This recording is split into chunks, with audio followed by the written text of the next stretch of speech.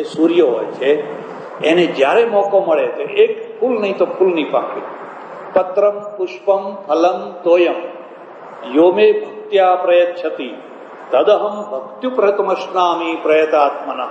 ભગવદ્ ગીતા. અર્જુન, તું કઈ નહીં તો પાંદડું લઈ આવ. હું તમને ખાનગી વાત કહું છું, તમારે જે થવું હોય એ થજો, પણ કદી લુખ્ખા ના થશો.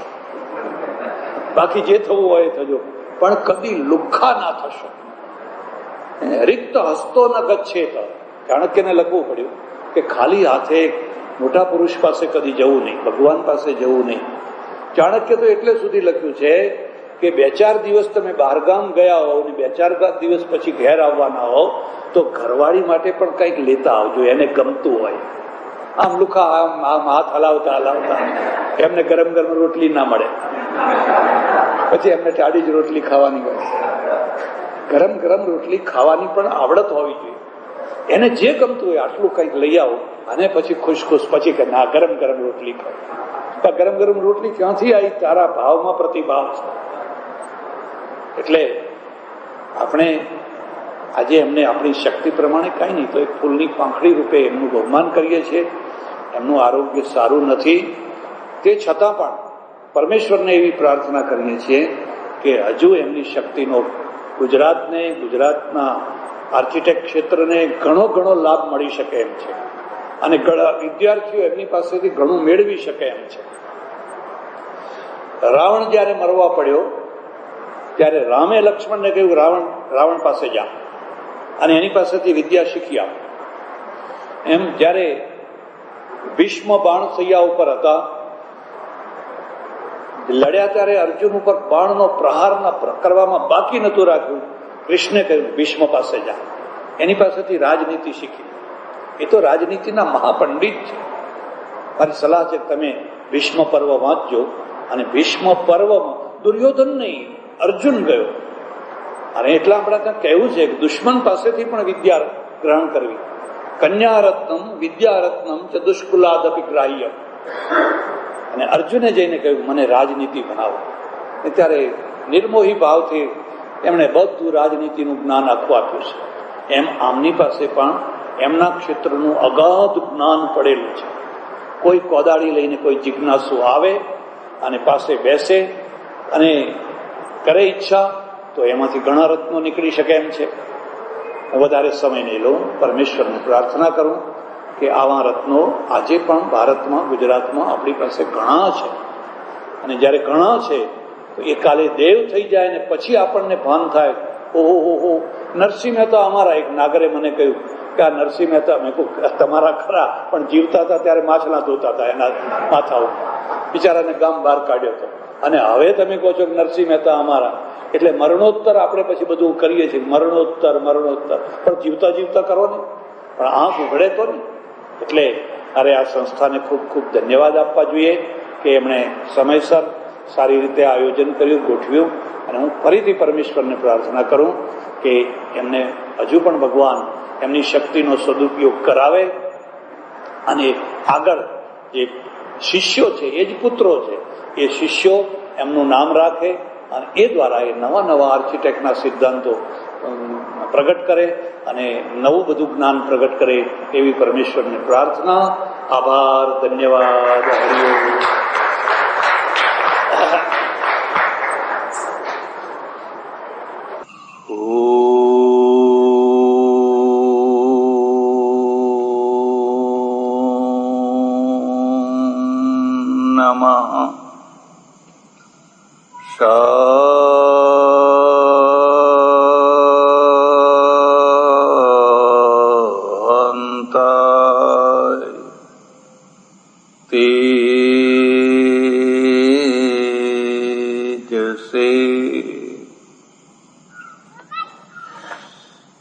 જેમની ઉદાર દેણગીથી ફાગણી જેવા એક નાના સરખા ગામમાં પણ એક સુંદર મજાનું પ્રવેશ દ્વાર બની શક્યું છે, એવા પ્રવેશ દ્વારના દાતા અને જેની સ્મૃતિમાં થયું છે એવા સ્વર્ગસ્થ ભાઈ શ્રી અંબાલાલભાઈ મોતીભાઈ પટેલના ધર્મપત્ની બેન શ્રી ડાહીબેન, એમના સુપુત્ર ભાઈ શ્રી જગદીશભાઈ અને ભાઈ શ્રી અતુલભાઈ, એમના પરિવારના બધા સભ્યજનો, 14 ગામ પાટીદાર સમાજના પ્રમુખ શ્રી ભાઈ શ્રી ખોડાભાઈ, ગામના સરપંચ શ્રી, મંચ ઉપર બિરાજેલા બીજા બધા વિશિષ્ટ મહાનુભાવો, સજ્જનો અને બહેનો, કોઈ સારામાં સારો માણસ હોય એનું સૌથી પહેલું લક્ષણ શું, અને કોઈ સારામાં સારો સમાજ હોય એનું પણ પહેલામાં પહેલું લક્ષણ શું? લક્ષણોથી લક્ષ્યની ખબર પડતી હોય છે. જો તમે લક્ષણો ના જાણતા હોવ તો તમે લક્ષ્યને ઓળખી ન શકો. સારા માણસ ઘણા હોય છે, એના લક્ષણો પણ ઘણા હોય છે, પણ એ ઘણા લક્ષણોમાંથી સૌથી પહેલામાં પહેલું મોટામાં મોટું લક્ષણ કયું? મારી સમજણ પ્રમાણે એ પહેલું અને મોટામાં મોટું જે લક્ષણ છે એનું નામ છે કૃતજ્ઞતા. કૃતજ્ઞતા. ઉપકાર કોને ના ભૂલે અને સમય ઉપર એને યાદ કરે એને કૃતજ્ઞતા કહેવાય. હલકામાં હલકા માણસનું લક્ષણ એથી ઉલટું કૃતજ્ઞતા, અર્થાત પોતાના ઉપર ઉપકાર કરનારાઓને ઝટ દઈને ભૂલી જાય, એને યાદ ના કરે. કેટલીક વાર તો ઉપકાર કરનારાઓનો દુશ્મન થઈ જાય અને એને નુકસાન પહોંચાડે. એથી વધારે કોઈ હલકો માણસ હોઈ શકે નહીં. આપણે ત્યાં સંસ્કૃતિ અને ધર્મ બંને પ્રમાણે ઉપકાર કરનારાઓ જે માણસો છે એ માણસોમાંથી સૌથી પહેલું નામ છે માતૃદેવો ભવ, પિતૃદેવો ભવ, અતિથિ દેવો ભવ, આચાર્ય દેવો ભવ. હું તમને એક ખાસ ભલામણ કરું છું, તમારે જો ધર્મને એના શુદ્ધ રૂપમાં જાણવો હોય તો આ યાદ રાખજો, મધ છે ને એ શુદ્ધ હોય અને મિક્સ થયેલું પણ હોય, ઘી પણ ચોખ્ખું હોય અને ઘીમાં પણ ભેળસેળ થયેલી હોય. એમ ધર્મને જો તમારે શુદ્ધ રૂપમાં જાણવો હોય તો ઉપનિષદો પાસે જજો, વેદો પાસે જજો.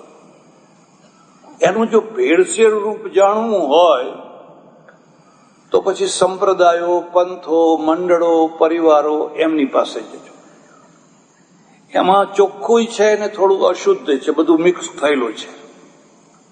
આ જે ઉપનિષદો નો જે ધર્મ છે એ માત્ર શુદ્ધ છે, લોકહિત માટે છે. કોઈ વ્યક્તિ, કોઈ સમાજ, કોઈ સમૂહ માટે નથી કે એમના લાભ માટે નથી.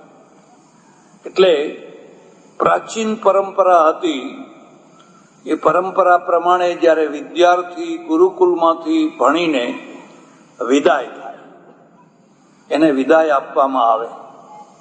ધ્યાન દો, વિદાય છે જિંદગીની એક બહુ મહત્વની વસ્તુ છે. બાપ કન્યાને વિદાય કરે છે, આચાર્ય ગુરુકુલના વિદ્યાર્થીને વિદાય કરે છે, શાળા એના આચાર્યને વિદાય કરે છે, અને બધા ભેગા મળીને પેલા મહાપ્રસ્થાન માટે પોતાના સ્વજનોને વિદાય કરે છે. રામ બોલો ભાઈ, રામ બોલો ભાઈ રામ. બહુ મહત્વની વસ્તુ છે. જેની વિદાય દેતા તમને આંચકો ના લાગે, તમને આઘાત ના લાગે, તમારી આંખ લીલી ને આંસુવાળી ના થાય, તો એમ સમજજો કે તમને વિદાય દેતા આવડ્યું જ નથી. તમે લાગણીહીન છો, લાગણી શૂન્ય છો. બધું થજો, લાગણીહીન ન થશો. લાગણીહીનતા તમારા પોતાના માટે અને બીજાના માટે જીવનને શુષ્ક બનાવી દેશે. અને શુષ્ક જીવન છે બહુ ત્રાસદાયી છે. જીવનમાં કોઈ રસ જ નથી, કોઈ સ્નિગ્ધતા જ નથી. ત્રાસદાયી થઈ જશે એ જીવન. પણ જિંદગી છે. ઘણા લોકો એવા હોય છે કે ઘરમાં રહેતા હોય પણ એમનું કોઈ ના હોય. આખા ઘરમાં એમનું પોતાનું કોઈ ના હોય. કોઈ ના હોય એનો અર્થ છે કે તમારા માટે કોઈ જીવ બાળનારું નથી. સાથે રહો છો, બધા છો, પણ તમારા માટે કોઈનો જીવ બળતો નથી. તમારું માથું દુખે છે, તમારું પેટ દુખે છે, તમે ભૂખ્યા છો, તમને બીમારી છે, પણ કોઈને તમારા માટે કશી લાગણી નથી. તો શુષ્ક જીવન છે. એટલે આચાર્ય છે એ વિદાય આપે છે. બાપ દીકરીને વિદાય આપે છે. માની આંખમાં આંસુ આવે છે, બાપની આંખમાં આંસુ આવે છે, દીકરીની આંખમાં આંસુ આવે છે. મારે રશિયા જવાનું થયેલું ને રશિયાનો એક બહુ મોટો ભાગ છે સાઇબેરિયા. અને સાઇબેરિયામાં જે ત્યાંના મૂળ માણસો છે એમના એક કલ્ચરલ શોમાં જવાનું થયું. બધી લાંબી વાત છે, ઘણી વાત નહીં કરું. અને એક પ્રસંગ એવો આવ્યો એમાં કે દીકરી છે માના ગળે ચોંટીને ધ્રુસકે ને ધ્રુસકે રડે છે. બાપના ખભા ઉપર માથું મૂકીને ધ્રુસકે ને ધ્રુસકે રડે છે. અને મા અને બાપ બેયની આંખમાં આંસુ આવી જાય છે. આ આપણું કલ્ચર છે. ને સાઇબેરિયા વાળાનું પણ આવું કલ્ચર. મેં કહ્યું આ તો અમારું જ છે બધું. યુરોપ અમેરિકામાં કોઈ દીકરી રડતી નથી ને દીકરીનો બાપે રડતો નથી. કારણ કે એને કશી ચિંતા નથી કે આ લગ્ન રહેશે કે તૂટશે કે શું થશે કે શું થશે. રહે તોય વાહવા અને તૂટે તોય. અહીં ઘણા મૂર્તિયાઓ છે ને ઘણી એ કન્યાઓ છે.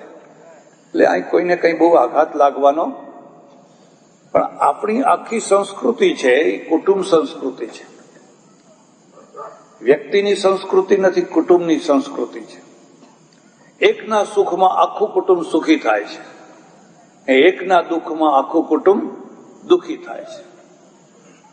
એટલું જ નહીં, આપણી સંસ્કૃતિમાં તો કુટુંબની સાથે આબરૂ સંસ્કાર સંકળાયેલી છે.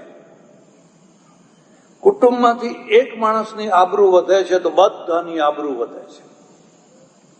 અને કુટુંબમાંથી એક માણસની આબરૂ જાય છે તો આખા કુટુંબને માથું નીચું કરવું પડે છે. આપણું કુટુંબ કલ્ચર છે.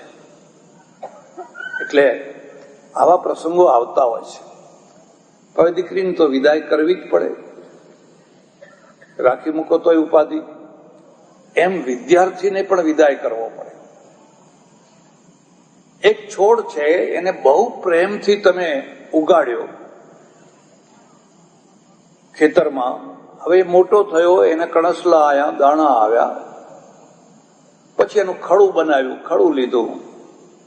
હવે તમને ગમે એટલો વાલો હોય તો એ છોડને પછી ઉખેડી જ નાખવાનો હોય, નહીં તો આવતા વર્ષે નવી ખેતી ના કરી શકો. આ સ્થિતિ જીવનની પણ છે. એટલે જયારે આચાર્ય એને વિદાય કરે છે, એક બીજો મુદ્દો યાદ રાખજો. આપણે ત્યાં વંશના બે પ્રકાર છે. વંશો દ્વિવિધ. વંશના બે ભેદ છે. એક મા બાપના દ્વારા જન્મના એટલે જન્મથી થનારો વંશ, અને એક વિદ્યાના દ્વારા થનારો વંશ. આચાર્ય બાળકને જન્મ નથી આપતો, પણ એનો માનસ પુત્ર છે, એના મસ્તિષ્કનો જન્મ આપે છે. એના મસ્તિષ્કની અંદર બુદ્ધિનો જન્મ આપે છે. એટલે આપણે ત્યાં જનોઈ આપવાનો રિવાજ હતો એ એટલા માટે હતો કે જયારે એનો બીજો જન્મ થાય વિદ્યાનો, ત્યારે એને જનોઈ અપાય. એટલે જ્યારે આચાર્ય છે એ વિદ્યાર્થીને વિદાય કરે છે ત્યારે એને ખાસ ઉપદેશ આપે છે, માતૃદેવો ભવ, તું માને દેવ માનજે, પિતૃદેવો ભવ, તું પિતાને દેવ માનજે, અતિથિ દેવો ભવ, આચાર્ય દેવો ભવ. એક સ્પષ્ટતા કરી દઉં છું, આચાર્ય જુદા અને ગુરુ જુદા. પ્રાચીન કાળમાં આચાર્ય પરંપરા છે, પછી ગુરુ પરંપરા આવી.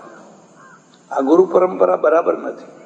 કંઠી બંધાવો, નુગરા રહી જશો. પ્લીઝ, મને વિક્ષેપ થાય છે. એક તરફ ત્યાં તો બેસી જાઓ, મારું ધ્યાન ત્યાં જાય છે. એટલે એ નથી. એને જે 4 મહત્વના ઉપદેશ આપ્યા એમાં કહ્યું માતૃદેવો ભવ, માતાને માણસ ના માનીશ, દેવ માનજે. આખી દુનિયા માણસ છે, બધી માણસ જ છે, પણ એ માણસમાં દેવ ભાવના કરવાની. પિતાને ખાલી માણસ ના માનીશ, એ તારો દેવ છે. માં એટલા માટે દેવ છે, માનો ખોળો પૂજાય છે. માનું રૂપ નથી પૂજાતું. એના ખોળામાં કેટલું વાલ હતું, કેટલો પ્રેમ હતો. ભલે ભણેલી હોય કે ના હોય, ઓછું ભણેલી હોય તોય વાંધો નહીં, પણ એનો ખોળો છે ને પ્રેમથી ઝરતો. મારો દીકરો, મારી દીકરી, મારો દીકરો, મારો દીકરો, મારો દીકરો. તમને જો ડિસ્કવરી જોતા હો કે નેશનલ જીઓગ્રાફી જોતા હોય, ના જોતા હોય તો જરૂર જોજો. તમે જોજો, પ્રાણીઓ પણ પોતાના બચ્ચા માટે કેટલું બલિદાન આપતા હોય છે. હરણી હોય કે કોઈ પણ હોય, એનું બાળક કોઈ શિકાર કરતું હોય તો આડી ફરી વળે, બલિદાન આપે છે. માતૃદેવો ભવ, પિતૃદેવો ભવ. તારા પિતાએ તારી આંગળી પકડી અને મંદિરે લઈ જાય, સત્સંગમાં લઈ જાય, નિશાળે મૂકી આવે, ધીરે ધીરે તને નોકરી વળગાડે, સારામાં સારી કન્યા જોઈને પરણાવે અને તું 2 પૈસે સુખી થાય. હવે તારો વારો આવ્યો છે. પેલાનો પીરિયડ પૂરો થયો, હવે તારો પીરિયડ શરૂ થયો છે. હવે તારે શું કરવું છે? છોકરો કે અમારે એમને પાંજરાપોળમાં મૂકી આવવાના છે. ઘણી પાંજરાપોળો ખુલી છે, જઈને મૂકી આવવાના. તમને નવાઈ લાગશે, મારે આશ્રમમાં એક બહુ સારો માણસ રહે છે, વૃદ્ધાશ્રમમાં. એનો દીકરો 1.5 કરોડના બંગલામાં રહે છે. 1.5 કરોડના બંગલા. આ માણસ છે, એને કપડા અમે આશ્રમ તરફથી સીડાઈ આપીએ છીએ. પેલા કોઈનો ફોન હોય બંધ કરી દો. કોનો વાગે છે? હે? 1.5 કરોડના બંગલામાં રહે છે અને બાપને અહીં મૂક્યો છે.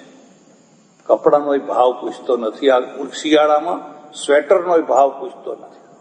અને આ માણસ એટલો સરસ છે, એટલો સરસ ભજન ગાય, એટલી સરસ સેવા કરે. કદાચ કોઈ વ્યસની કે ખરાબ હોય તો સમજી શક્યા છે. આ કૃતજ્ઞતા કહેવાય, એહસાન ફરોશ કહેવાય. 1.5 કરોડના બંગલામાં એક રૂમ તને નથી મળતો કે તારો બાપ નાની સરખી પથારીમાં રહે અને હવના ભેગો દાળ ભાત રોટલી શાક જે થતું હોય એ ખાય. પણ નહીં, જાઓ અહીંથી જાઓ, અહીંથી જાઓ, અહીંથી જાઓ. માં છે ને, માનો ખોળો પૂજાય છે, એનું વાલ પૂજાય છે. વાલની કોઈ વેલ્યુ ના હોય, કોઈ કિંમત ના હોય. તમે બજારમાંથી બધું ખરીદી શકો, પણ 100 રૂપિયાનું વાલ આપજો, વાલ ના મળે. એટલે પહેલું નામ લખ્યું માતૃદેવો ભવ, તું માને દેવ માનજે, માણસ ના માનીશ. લોકો એમ સમજે કે આપણે માણસ કહેવાય, માણસ જ છે ને. ના ના, એ દેવ છે. પિતૃદેવો ભવ, તારા પિતાને દેવ માનજે. તમને ખબર હોય કે ના હોય, આપણા પુરાણોમાં એક બહુ સરસ કથા છે. મિથ છે, પણ મિથના દ્વારા સત્યને બતાવે છે. આપણે ત્યાં બધા દેવ છે, પણ દરેકના વ્યક્તિત્વ જુદા જુદા છે. એના વ્યક્તિત્વને સમજજો. મહાદેવ છે, એનું વ્યક્તિત્વ ભોળાનાથ. ભોળાનાથ બહુ જલ્દી પ્રસન્ન થઈ જાય, બહુ જલ્દી. ઓમ નમઃ શિવાય, ઓમ નમઃ શિવાય, ઓમ નમઃ શિવાય. બીજા બધા છે ને એ ચકાસે, ચકાસણી કરે, થોડુંક જરા કસોટી કરે, પછી પ્રસન્ન થાય. આ તો આશુતોષ છે, ભોળાનાથ છે. પણ ભોળાનાથ થવાનો ખતરો પણ છે. ભોળાનાથ થવાનો ખતરો પણ છે. તમે બહુ જલ્દી પ્રસન્ન થઈ જાઓ તો લોકો તમારો દુરુપયોગ પણ કરે, કઈ કહેવાય. એક અસુરે બહુ તપ કર્યું. અસુરો પણ તપ કરે, એવું ના સમજતા. સંતો છે ને એ ભજન કરે, અને સેવકો છે એ સેવા કરે, જેને અપેક્ષા હોય એ તપ કરે. મારી વાતને સમજજો. તમે આખી ગીતા વાંચી જજો. કોઈ જગ્યાએ અર્જુનને એમ કહ્યું છે કે તું 11 કરજે, શનિવાર કરજે, મંગળવાર કરજે, ફલાણો વાર કરજે, એવું કોઈ જગ્યાએ લખ્યું હોય તો મને બતાવજો. ઉપરથી એમ કહ્યું છે યુક્તાહાર વિહારસ્ય યુક્ત ચેષ્ટસ્ય કર્મસુ યુક્ત સ્વપ્નાવબોધસ્ય યોગો ભવતિ દુઃખા. અર્જુન, યોગ્ય સમયે યોગ્ય આહાર કરજે. 12 મહિના યોગ્ય સમયે યોગ્ય નિદ્રા લેજે. કાં ખાખા ના કરીશ, કાં તો ભૂખ્યો ને ભૂખ્યો ના રહીશ. આ બે છેડા છે અને બે કુદરત વિરોધી છે. તમે વગર જોતું ખાખા કરો તો કુદરત વિરોધી છે, બીમાર થવાના જ છો. અને ભૂખ છે છતાં તમે ખાતા નથી, દિવસોના દિવસો સુધી ભૂખ્યા રહો છો, એનિમિક થઈ જશો. હિમોગ્લોબિન ખૂટી જશે અને શરીરને બગાડી નાખશો. જીવનનો માર્ગ મધ્યમાં છે. યુક્ત આહાર વિહાર. વિહાર પણ યોગ્ય રીતે કરો, નિદ્રા પણ યોગ્ય રીતે. હવે આપણે બધાએ ખબર નહીં કેમ આજ ઊભી ચોથ છે, કાલે આડી ચોથ છે, અને આ બધું બહેનોને સોંપ્યું. આ બહેનો છે ને એ બ્લુ પ્રિન્ટ છે. એમને કોઈ વસ્તુ એ ચડાવી દો પછી જલ્દી એમને ઉતારી ના શકો, પછી કર્યા જ કરે. અને ચાણક્ય લખ્યું છે, મેં મારી વાત નથી, ચાણક્ય લખ્યું છે કે આ સ્ત્રીઓ જે કરતી હોય એ કરવા દેવું, વગર જોતી દખલ ના કરવી. તો જે નવરી પડશે તો તમારામાં દખલ કરશે પછી. એટલે ભલે ને પીપળાના આટા મારે કે આજ મોરા સોમવાર છે, આજ ખાકરિયા સોમવાર છે, આજ ફલાણા સોમવાર છે, કરે રાખો તમારે જે કરવું હોય. પણ ગીતામાં આવું નથી લખ્યું. ગીતામાં લખ્યું છે તું રોજ યોગ્ય આહાર કરજે. અને જો તમે યોગ્ય આહાર કરો તો ઔષધની જરૂર જ ના પડે. કાં તો અતિ આહારથી ઔષધ જરૂર પડશે, કાં તો અનાહારથી ઔષધની જરૂર પડશે. પણ જો યોગ્ય, આ મધ્યનું નામ જ જીવન છે. એટલે પેલા ભોળાનાથ છે, એ ભોળાનાથના આગળ અસુરે બહુ તપ કર્યું હતું. મહાદેવ પ્રસન્ન થયા, ખુશ થઈ ગયા, બહુ જલ્દી રાજી થઈ ગયા. અને કહ્યું બેટા તારી જે ઈચ્છા હોય માગી લે, માગ, તારે જે ઈચ્છા હોય હું આપવા તૈયાર છું. એ પેલા અસુર છે ને, અસુરે કહ્યું તમે મને એવું વરદાન આપો કે હું જેના માથા ઉપર હાથ મૂકું ને બળીને ખાખ થઈ જાય. આનું નામ અસુરી વૃત્તિ કહેવાય. એવું કેમ ના માગ્યું કે હું જેના માથા ઉપર હાથ મૂકું એ લીલુંછમ થઈ જાય, તો સંત થઈ જાય. બેમાં આટલો ફરક છે. એના અંદર આસુરી વૃત્તિ કામ કરી રહી છે. એ તો સારું છે કે એનું ચાલતું નથી, બાકી કોઈને જીવવા દે, કોઈને જીવવા ના દે. મહાદેવે કહ્યું તથાસ્તુ, જલ્દીમાં હા પાડી દીધી. હવે પેલો અસુર વિચાર કરે છે કે આ વરદાન સાચું છે કે ખોટું છે, કે એની કસોટી તો કરવી પડે ને, એનો આપણે પ્રયોગ તો કરવો પડે ને.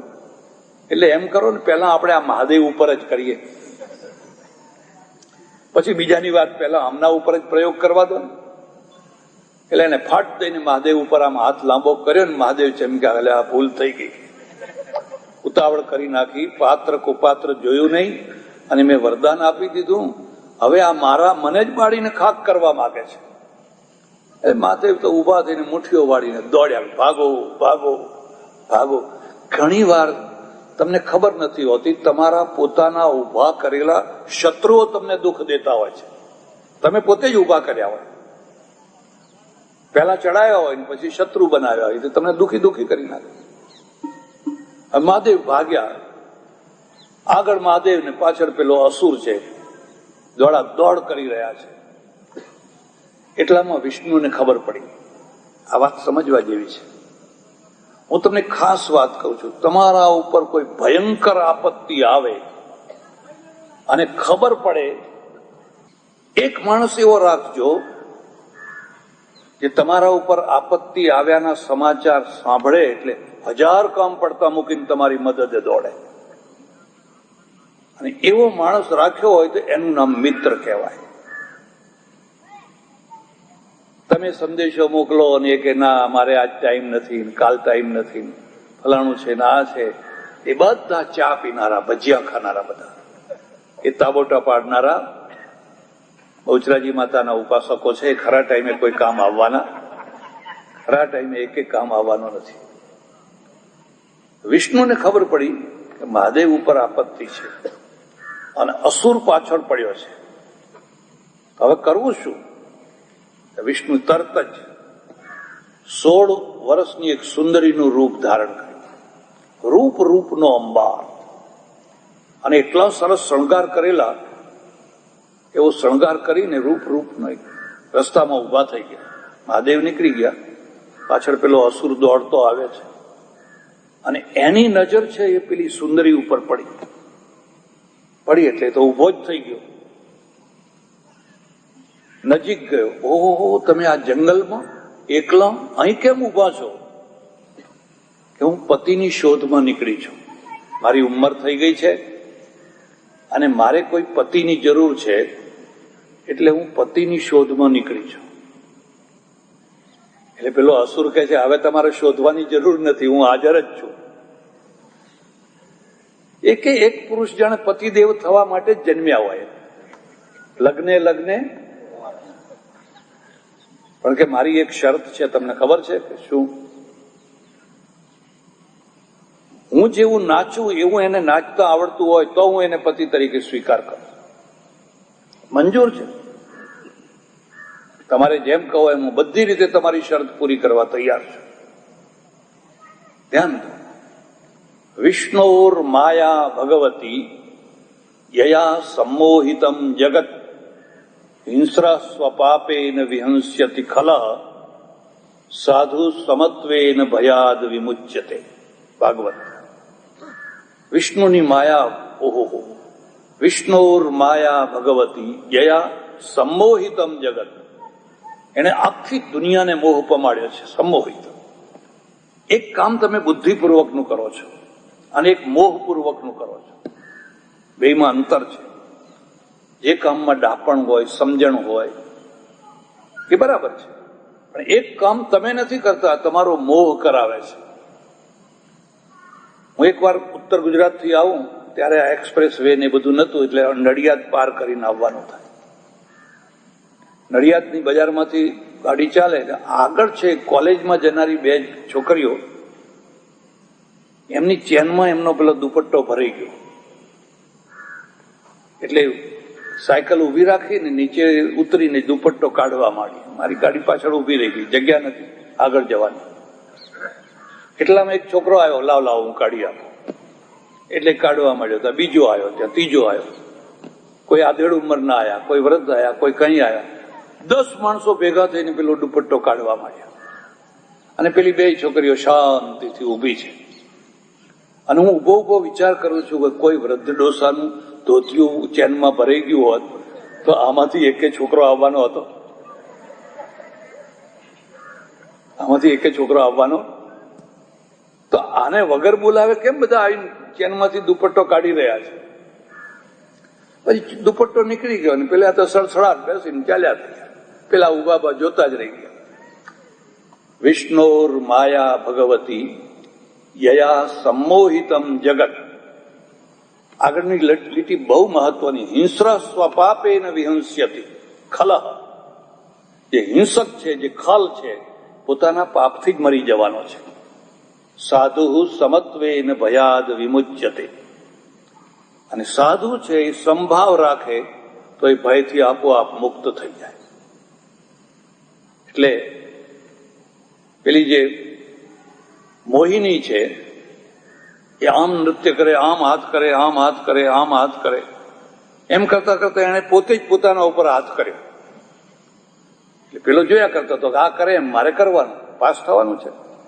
એને પણ ફટ દઈને પોતાનો હાથ જ પોતાના ઉપર બળીને ખાખ થઈ ગયો, રાખ થઈ ગયો. કામ પૂરું થયું. એટલે મહાદેવ, પેલા વિષ્ણુ મહાદેવને કહે છે ઉભારો ઉભારો, કે ઉભો રહેવા એવું નથી. એક અસુર પાછળ પડ્યો કે નહીં, અસુરનું કામ પતી ગયું. એ પોતે જ પોતાની રીતે મરી ગયો, મારે કશું ના કરવું પડ્યું. આને એહસાન ફરોશ કહેવાય. તને વરદાન આપ્યું અને તું એના ઉપર જ બાળીને ખાક કરવાનો હાથ ઉપાડે છે. એવા ઘણા માણસો. તમે અહીંથી એને કલકત્તા લઈ જાઓ, લંડન લઈ જાઓ, અમેરિકા લઈ જાઓ, એને મહિનો 2 મહિના પોતાના ઘરમાં રાખો, ખવડાવો, પીવડાવો, નોકરી ધંધે વળગાડો, અને પછી તમારા જ માથા ઉપર હાથ મૂકે, તમારો જ વિરોધ કરે. એ એહસાન ફરોશ છે. અને હલકામાં હલકો માણસ છે, નીચમાં નીચ માણસ છે. જેને ઉપકાર કર્યો હોય એના સામે ઉપકાર ના કરી શકો તો કંઈ નહીં, પણ એનો અપકાર તો ના કરો. સમય મળે એના 2 ગુણ ગાઓ, પણ એના અવગુણ તો ના ગાઓ. એટલે આપણે ત્યાં આવું માનવાનું છે કે ભાઈ માએ કેટલો ઉપકાર કર્યો, બાપે કેટલો ઉપકાર કર્યો. એ તો તમે વિચાર કરો ત્યારે ખ્યાલ આવે. એ કહ્યું ને, માનો ખોળો પૂજાય છે, મારો દીકરો, મારો દીકરો, મારી દીકરી, મારી દીકરી. અને બાપ છે એનું મસ્તિષ્ક પૂજાય છે, એની બુદ્ધિ પૂજાય છે. જો બેટા આ ધંધો કર, આમ કર, આમ કર, તેમ કર. એને આખી લાઈને વળગાડે, ભણાવે, ગણાવે, લાઈને વળગાડે. એમાંથી આનું આખું જીવન સુરક્ષિત થઈ ગયું. જેને બાપ નથી એને લાઈને કોણ વળગાડશે? જેને માં નથી એને વાલ કોણ આપશે? તમારી ઈચ્છા થાય કોઈ વાર અમારા આશ્રમમાં આવજો. અમે સવારથી સાંજ સુધી જે છોકરું આવે ને એને 2 ચોકલેટો આપીએ છીએ. મને કોઈએ પૂછ્યું કે તમે આ છોકરાઓને ચોકલેટ કેમ આપો છો? મેં કોઈ 2 કારણ. એક તો મારા બચપણમાં મને કોઈએ ચોકલેટ નથી આપી. તમારા બચપણને તમે યાદ કરો, કોઈ આપતું હતું ચોકલેટ? પૈસા જ ક્યાં હતા ત્યારે? પૈસો જ નતો. એટલે મને એમ થાય કે હવે હું આ છોકરાઓને તો ચોકલેટ આપું. અને બીજું કારણ એવું છે કે છોકરાઓને રાજી કરવા માત્ર 2 ચોકલેટ તો બહુ થઈ ગઈ. કુદાકુદ કરે, રાજી રાજી થઈ જાય. અને આ મોટા લોકોને રાજી કરવા, ઓહો હો, તમે પ્રયત્ન તો કરી જુઓ. હજુ આટલા તોલા જોઈએ ને, હજુ આટલા તોલા જોઈએ ને, હજુ આ જોઈએ ને, હજુ ફલાણું જોઈએ ને, હજુ ફલાણું જોઈએ. અને પેલું શું આવે ને, માટલી આવે ને લગ્નની, એમાં પેલો કયો થાળ ધોળું ધોળું હોય છે, એ ઓછો આવ્યો ને ફલાણું ઓછું આવ્યું ને ફલાણું ઓછું આવ્યું. તમે એને રાજી જ ના કરી શકો. જેમ આપો એમ એની ભૂખ વધતી જાય. હમણાં મારા એક વાત સાંભળી મેં, અમેરિકાથી એક છોકરો આવ્યો. એને પરણાવવા માટે અહીંના એક પાટીદારે 25 લાખ રૂપિયા રોકડા આપ્યા. સોનું જુદું, 25 લાખ રૂપિયા. હવે બીજાની શું દશા થાય? હવે આ ગ્રીન કાર્ડ વાળા કન્યા લઈ જાય, ઉપરથી પૈસા લઈ જાય, સોનું લઈ જાય, એના રેશન કાર્ડ વાળા બિચારા એમને એમ રહી જાય. રેશન કાર્ડ વાળાનો કોઈ ભાવ પૂછતું નથી. એટલે આ માણસ છે, કઈ ડોલરમાં જ સુખ નથી બધું. આ પણ માણસ છે. High dollar, high dollar, high dollar. તો મેં ભાઈને પૂછ્યું, મેં કહ્યું આ 25 લાખ રૂપિયા તમે આપ્યા, કંઈક તો વિચાર કરવો. તો મને કે પૂરેપૂરો વિચાર કર્યો છે. મેં કહ્યું કેમ, કેવી રીતનો? મને કે અત્યારે તમે કોઈને ઇલીગલ મોકલો ને તો 20-25 લાખ રૂપિયા તો હવે થાય જ છે. હવે ઇલીગલ મોકલીએ અને 20-25 લાખ રૂપિયા ખર્ચીએ એના કરતા લીગલ જાય અને પછી આખું અમારું ઘર લઈ જાય, એટલે ફાયદો જ ફાયદો છે. આ અર્થ પ્રધાન જાતિ છે, યાદ રાખજો. જે અર્થ પ્રધાન જાતિ સમાજ હોય ને એ પ્રેમ ના કરી શકે. ગણિત હોય એનું ડગલે ને પગલે ગણિત હોય, અને જે ગણિત ગણતો હોય એ પ્રેમ ના કરી શકે. એકવાર મારે વાણિયાઓની સભામાં જવાનું થયું. બધા જ વાણિયા, મોટા મોટા શેઠિયાઓ બેઠેલા, સૌરાષ્ટ્રની વાત છે. એટલે મેં એમને પ્રશ્ન પૂછ્યો. હા, એક શેઠ બેઠેલા. મેં કહ્યું, આ દેશમાં શેણી વિજાણન થયા, પ્રેમના માટે ફના થઈ ગયો, બીજા બધા ઘણા પ્રેમીઓ થયા, અને સૌરાષ્ટ્રમાં તો કેટલા પાળિયા છે, જ્યાં જુઓ ત્યાં પાળિયા. તમારા વાણિયાનો કોઈ પાળિયો મને બતાવશો? અથવા શેણી વિજાણન જેવી કોઈ પ્રેમ કથા સંભળાવશો મને કે એવા ધંધા અમે ના કરીએ એમ કે. હવે આ પ્રેમને ધંધો માને છે પાછો. એની આખી નજર જ ધંધામાં છે, આખું મગજ જ અર્થ પ્રધાન છે. અને જે અર્થ પ્રધાન હોય એમાં કોઈ વીર પુરુષ, ભગતસિંહ ગાંડો હોય, અર્થ પ્રધાન હોય તો ભગતસિંહ ફાંસીએ ના ચડે. એમાંથી તમે કોઈ વીર પુરુષ પેદા ના કરી શકો, કોઈ પ્રેમી પેદા ના કરી શકો. અને જ્યાં વીર પુરુષ પેદા ના થાય, જ્યાં પ્રેમ ગાથા પેદા કરી ના શકાય, ત્યાં ભક્તિ ગાથા પણ ના હોય, ત્યાં ભક્તિ ગાથા પણ ના હોય. એટલે પેલો ઉપનિષદનો ઋષિ કે છે, ભાઈ કૃતજ્ઞ ના થશો, કૃતજ્ઞ થજો. તારી માં છે, માની ઈચ્છા પૂરી કર, તારા બાપની ઈચ્છા પૂરી કરે, એને દેવ માન.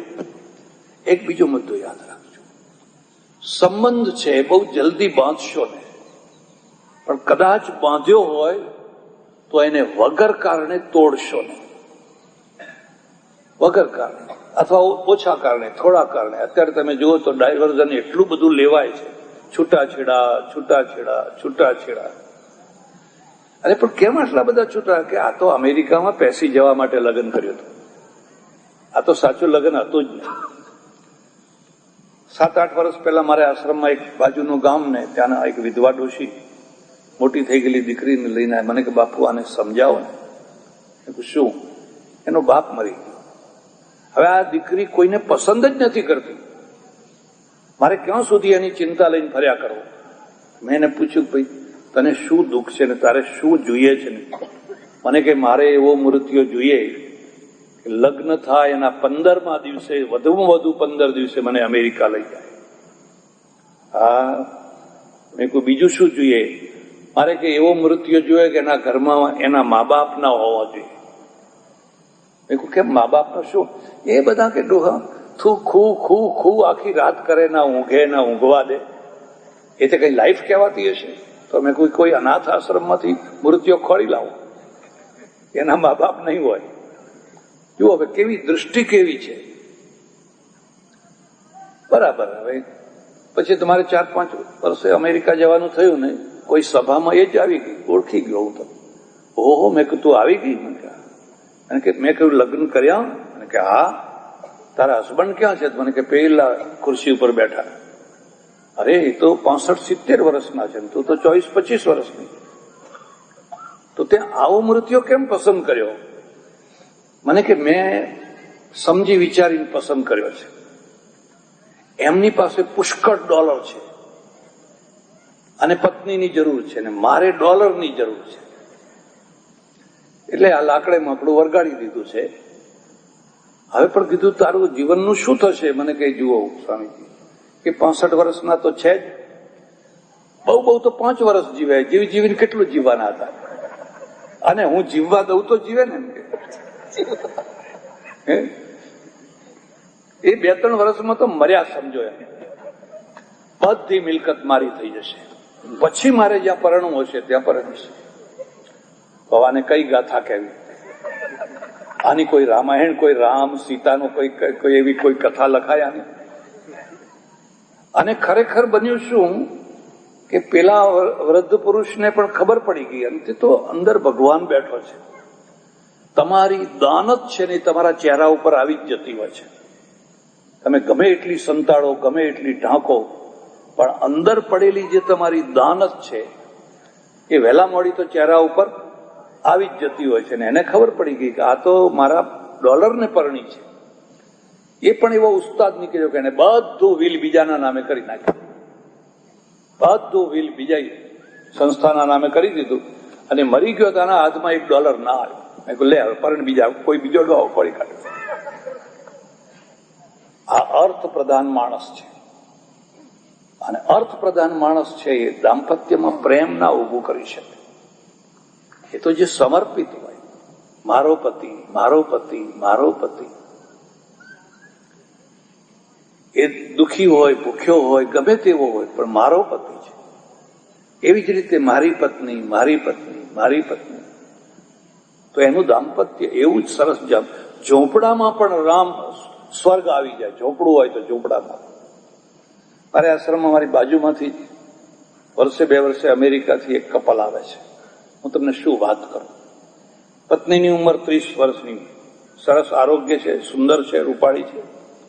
અને પતિને કોઈ એવો રોગ લાગુ પડ્યો છે કે બોલી નથી શકતો, ચાલી નથી શકતો, કંઈ કરી નથી શકતો. અને એને પેલી ગાડીમાં બધે ફેરવે છે. પણ એ પત્ની છે એને દેવ બરાબર સમજે છે. એની એક ઈચ્છા પૂરી કરવાની. પહેલી વાર મારે આશ્રમમાં આવ્યા. મેં કહ્યું આ કોઈ દવાખાનામાં દાખલ કરવા લાવી હશે કે શું હશે. એ પેલા એને કંઈક બોબો એવું કંઈક બોલ્યો ને એ સમજી ગઈ. ચેકબુક કાઢી $1 લાખ ચેક લખ્યો. મેં કહ્યું બેન આ તું શું લખે. મને કે નહીં, એમની ઈચ્છા એ જ મારી ઈચ્છા. 10 વર્ષથી આવી સેવા કરે છે. 10 વર્ષથી. મને બીજાએ કહ્યું, મને કે જો આની જગ્યાએ કોઈ બીજી હોત ને તો આને હું પડતો મૂકીને ક્યારે એને બીજું કરી નાખ્યું હોત. આ કહે છે ના, એને મને ઘણું સુખ આપ્યું છે. જુવાનીના દિવસોમાં એને મને પુષ્કળ સુખ આપ્યું છે. હવે આજે એની બીમાર સ્થિતિ છે તો હું એની સેવા કરીશ. ખાલી હું સુખની જ સગી નથી, પણ દુઃખમાં પણ ભાગીદાર છું. એક બાઈ એવી હતી, એ જોઈ મજૂરી કરીને 20 રૂપિયા લાવે, એમાંથી 5 રૂપિયાના પતિને દારૂ પીવા આપે. કોઈએ કહ્યું કરે તું દારૂ પીવા આપે છે. બાકી હું શું કરું, એ રહી નથી શકતો. પણ એને મને પુષ્કળ સુખ આપ્યું. જુવાનીમાં પુષ્કળ સુખ આપ્યું છે. હવે એ છેલ્લી દશામાં છે તો એની બારે બધી હું કાળી મજૂરી કરીને પણ એને 5 રૂપિયા તો રોજ આપું જ છું. આ બંગલાઓમાં, મહેલોમાં આવા સુખ ના હોય. પ્રેમ અને ત્યાગ બે સાથે ચાલતા હોય છે. પ્રેમ અને સ્વાર્થ સાથે ના ચાલે, પણ ત્યાગ અને પ્રેમ બે સાથે ચાલતા હોય છે. એની જ ગાથા હોય છે, એની જ અમર ગાથા હોય. રામને વન મળ્યું હતું, સીતાને તો નતું મળ્યું. રામે સમજાય તું રહી જા અહીં ઘેર, ના કે હું તમારો પડછાયો થઈને સાથે ને સાથે આવીશ. એટલે તુલસીદાસને લખવું પડ્યું, ધીરજ ધર્મ મિત્ર અરુ નારી આપતકાલ પરીખિયહિ ચારી. આપત્તિ ના આવે તો આ ચારની ખબર જ ના પડે કે સાચા છે ખોટા છે. એટલે માતૃદેવો ભવ, પિતૃદેવો ભવ. માને ભૂલીશ નહીં, બાપને ભૂલીશ નહીં. અતિથિ દેવો ભવ. તારો જે અતિથિ હોય એને દેવ માનજો. અને આ આદર્શ છે, આનું નામ આદર્શ છે. અહીં ફાંગણીમાં હું જ્યારથી દંતાલી આવ્યો ત્યારથી થોડું ઘણું આવવાનું અવારનવાર બનતું જ રહ્યું છે. છોટાભાઈ મોતીભાઈ અને અંબાલાલ મોતીભાઈ આ બેયના ઘર સાથે થોડોક અવારનવાર થોડો ઘણો સંબંધ રહે. બંને વેપારીઓ કલકત્તા જાય, આમ પેઢી કરે, આમ કરે, તેમ કરે, 2 પૈસા કમાય અને કમાય પછી ગામમાં વાપરે. સ્કૂલ કરવી હોય, હાઈસ્કૂલ કરવી હોય, ફલાણું કરવું હોય, આ કરવું હોય, તે કરવું હોય, હાથ હંમેશા લાંબો લાંબો રહે. એક માણસ તો એવો છે કે એમાં કમાવાની શક્તિ જ નથી. દિવાળીના દિવસે છોકરાનું ગળ્યું મોઢું નથી કરાવી શકતો. એક ફાટેલી સાડી નથી ઉતરેલી લાવી શકતો. જોઈ જુઓ, વિચાર કરી જુઓ. અને એક માણસ એવો હોય છે કે રેતીમાં નાવ ચલાવે છે. રેતીમાં નાવ ચલાવે, માથું મારીને ગમે ત્યાં રણમાં પણ પૈસો પેદા કરે છે. પૈસો પેદા કરનારા તો ઘણા હોય છે, વાપરનારા હોય છે, પણ ખરી જગ્યાએ વાપરનારા બહુ થોડા હોય છે. વાપરે. જો પુણ્યની કમાઈ ના હોય, પાપની કમાઈ હોય તો એને બેફામ વાપરે, ખોટા રૂપમાં વાપરે. પણ જો એ પુણ્યની કમાઈ હોય તો એ તમે સાચા રસ્તે વાપરે. અને જ્યારે તમે પૈસો સાચા રસ્તે વાપરો છો ત્યારે તમારા બે લાભ છે. એક તો તમારો પૈસો બીજાના ઉપયોગમાં આવે છે, અને બીજું કે એના કારણે તમારા ઘરમાં એક સારી પ્રજા, સંસ્કારી પ્રજા ઉત્પન્ન થાય છે. ઉપનિષદોમાં લખ્યું છે, તમારું ઘર ઉદાર રાખજો. અન્નવાન અન્નાદો ભવતી મહાન ભવતી પ્રજયા પશુભીર બ્રહ્મવર્ચસેન. તારા ઘરમાં અનાજના ઢગલા કરજે. અન્નવાન અન્નાદો ભવતી, અને કોઈને આપજે, અનાજ આપજે, તો તારા ઘરમાં મહાન પ્રજા થશે. પ્રજયા પશુભીર બ્રહ્મવર્ચસેન, સારા સારા વિદ્વાનો, જ્ઞાનીઓ આવશે. એટલે આપણે કહીએ છીએ કે પગલા પાડો, પગલા પાડો, પગલા પાડો. એટલે આ બંને ભાઈઓ, છોટાભાઈ મોતીભાઈ, અંબાલાલ મોતીભાઈ, એ બંનેના ઘરમાં સુપુત્ર સંતાનો થયા. ભાઈ શ્રી જગદીશભાઈ અને અતુલભાઈ, આ બંને એમાંના એક. અને એમને એમ થયું કે મારા પિતાશ્રીનું કંઈક નામ રહે, લોકો યાદ કરે અને ગામની શોભા વધે, એવું મારે કંઈક કરવું જોઈએ. અને બંને હળીમળીને સંપીને એક સરસ મજાનું પ્રવેશ દ્વાર બનાવ્યું. પ્રવેશ દ્વારનું જયારે ઉદ્ઘાટન કરવાનું હતું તો મેં કહ્યું, તમારી પત્નીઓને બોલાવો, તમારા માતુશ્રીને બોલાવો. હવે કોઈ આવેલા જ નહીં. આપણો પુરુષ પ્રધાન સમાજ છે. પુરુષ એમ સમજે કે આપણે કર્યું એટલે થઈ ગયું, તું ટીપ, રોટલા ટીપ, તારે ઘર બહાર નીકળવાનું ટીપે રાખો. તો તમે બહાર અમેરિકા જઈને પણ શું શીખ્યા? ત્યાંનો માણસ છે, એની બાજુમાં જ એની પત્નીની ખુરશી હોય, બાજુમાં જ, એના જેટલું જ એને માન મળે. મારે દરેક જગ્યાએ મોટા ભાગે આવી ટકોર કરવી પડે. એક બીજું કારણ પણ તમને કહું કે પત્નીઓ જો રાજી હોય તો પેલા કંઈક દાતા થઈ શકે, નહીં તો એની તાકાત નહીં. જો એ આડી ફળે ને ઊંધી થાય અને વિરોધ કરે તો ના થાય, અને થાય તો એમાં મજા ના આવે. હું એવા ઘણા પુરુષોને જાણું છું જે એમની બહેનોને પૈસા આપે ને, પણ ઘરવાળીથી છાના છપના આપે. જો સાડી કે પૈસા આપ્યા હોય ભાણીજાના કે બહેનોને, અને જો ઘરવાળીને ખબર પડી જાય તો મહાકાલિકાય નમઃ, કાળકાનો અવતાર થઈ જાય. આપો